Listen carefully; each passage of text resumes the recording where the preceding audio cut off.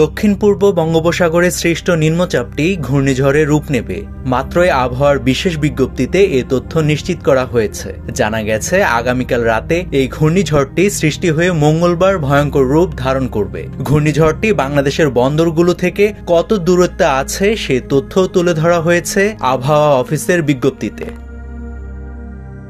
গভীর নিম্নচাপটি আজ সকাল ৬টায় চট্টগ্রাম সমুদ্রবন্দর থেকে ১৩৪০ কিলোমিটার, কক্সবাজার সমুদ্রবন্দর থেকে ১২৭০, মোংলা সমুদ্রবন্দর থেকে ১৩০০ কিলোমিটার এবং পায়রা সমুদ্রবন্দর থেকে ১২৬৫ কিলোমিটার দক্ষিণে অবস্থান করছিল। এটি আরও উত্তর পশ্চিম দিকে এগিয়ে ঘূর্ণিঝড়ে রূপ নিতে পারে।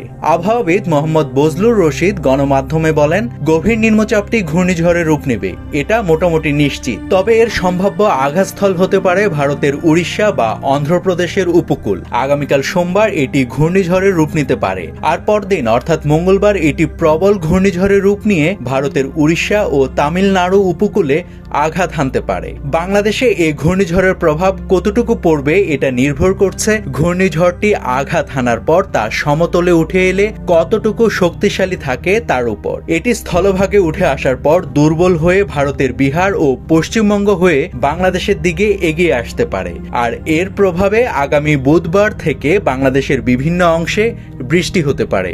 নাভিদ হাসান, সোনালী নিউজ।